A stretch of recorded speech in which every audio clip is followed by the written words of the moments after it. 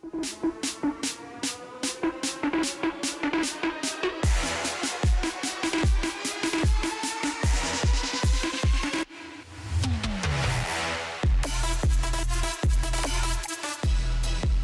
we're switching to cricket for this segment of the SportsMax zone. And the West Indies on Monday revealed their 15-member squad to contest the ICC Women's Cricket World Cup qualifiers in Pakistan from April 9 to 19.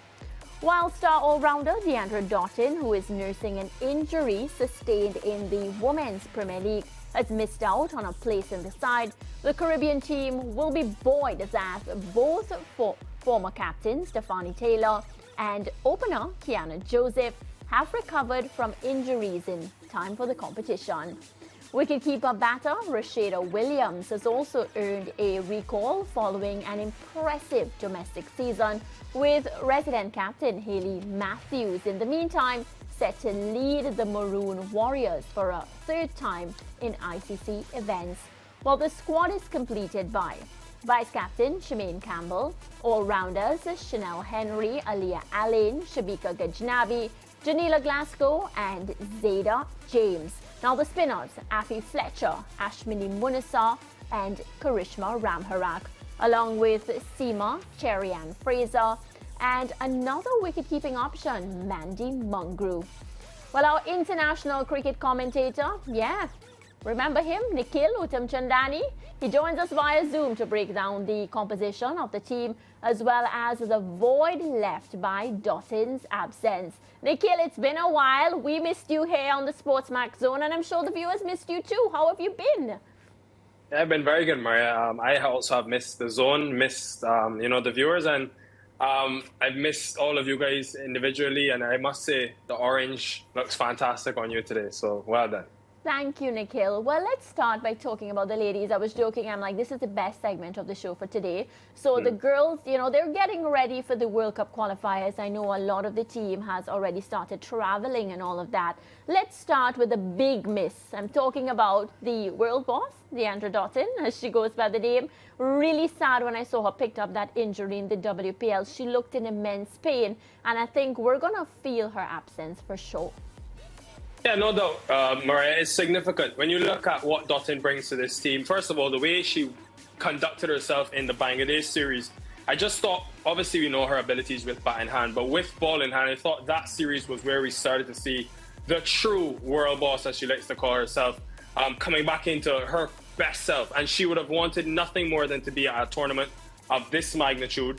And for me, when she's not in the team, she leaves two voids. One, the new ball bowling, because in the Bangladesh series, she bowled 9 overs, went at just 2 runs and over in the power play.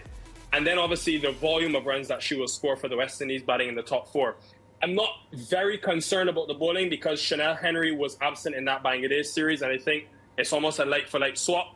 The big worry for me, given that the tournament is in Lahore where we just had the Champions Trophy, who will score the runs that she will leave? Who will continue to help Hayley Matthews and Stephanie Taylor in that batting order?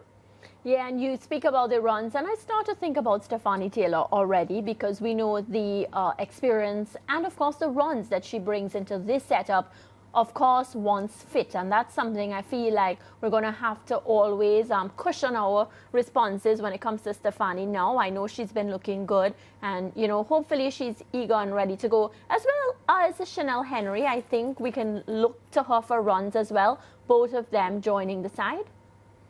Yeah, definitely. Maria, to be honest, when I learned about Doughton's absence, right, and obviously it's great that the West Indies have got Stephanie back in after her injuries, but I think this is a great opportunity. With the magnitude of this tournament, the expectation on the West Indies women to qualify, this is the time now, and I think we've been saying it for a while, for the last 12 months or so.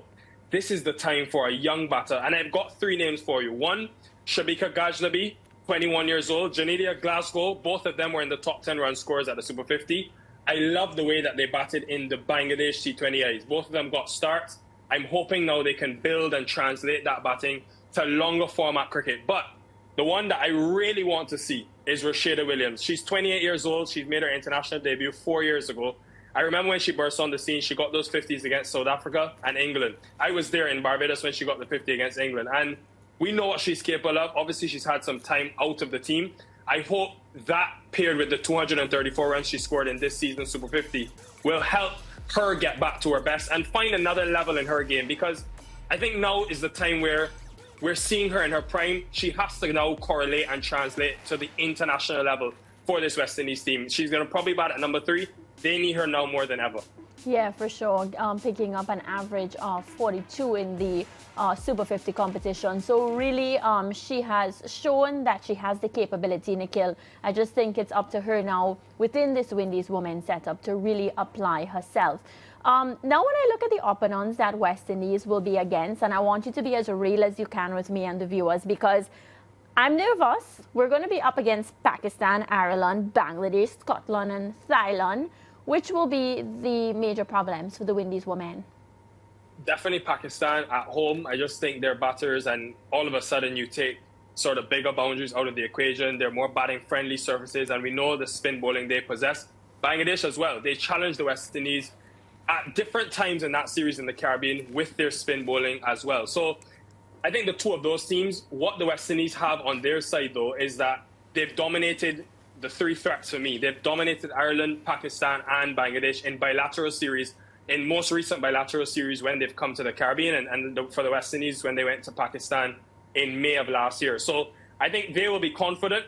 What I want to see is you've got a squad with 6 of its 15 members aged 25 or under.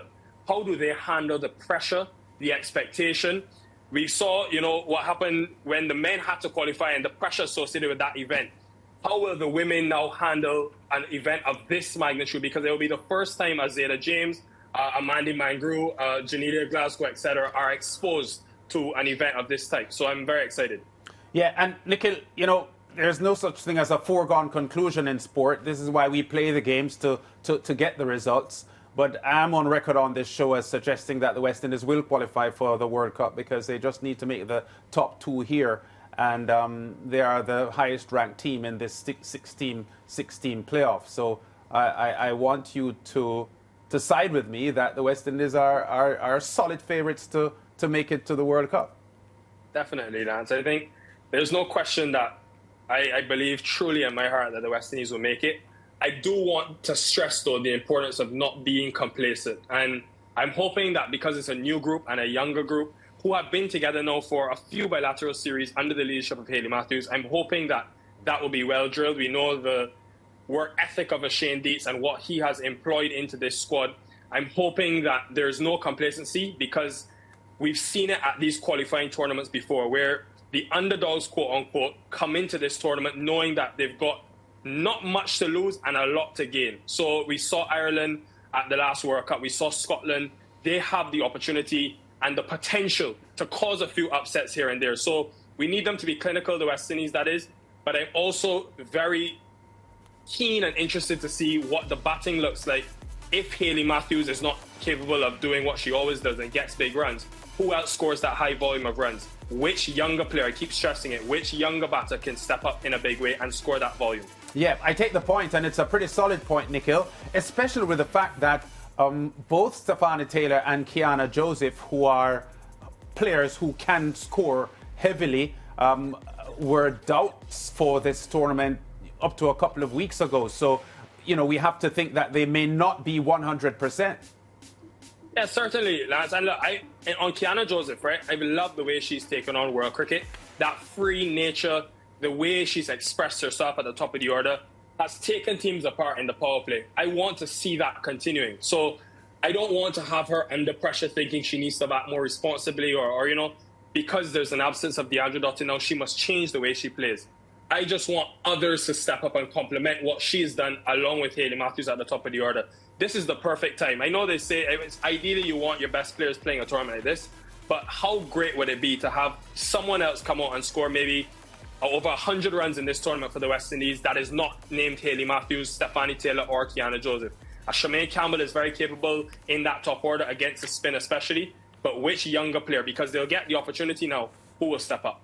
Yeah, and Hayley Matthews has grown immensely as a team leader. Her performances with bat and ball continue to be world class, and the more she leads this team, the more comfortable she gets with this role. and she has a big job here, doesn't she? Yeah, I mean, even watching in the WPL a couple weeks ago, Lance, I love the way she's matured as a player.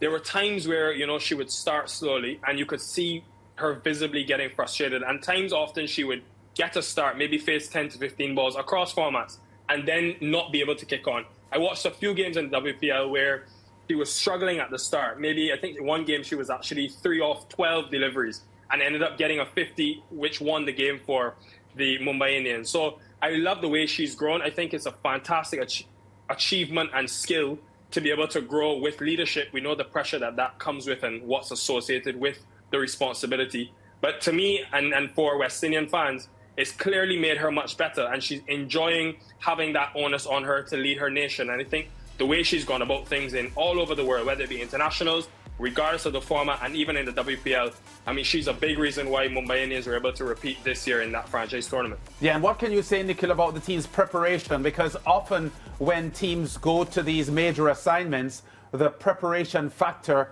is, you know, influences a lot with regard to how well a team plays.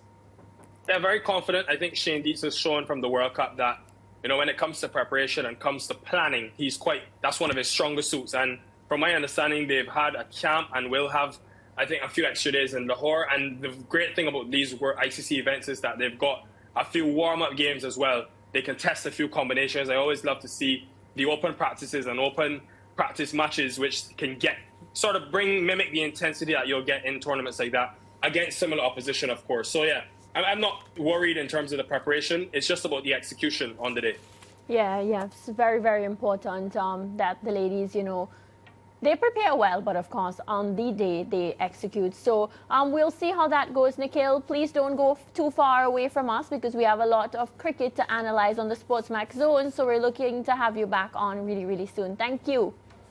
Looking forward to it, guys. Have a great show.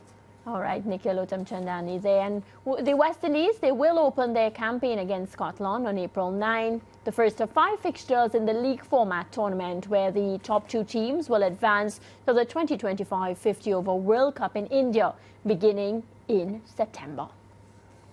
Break time? Yeah.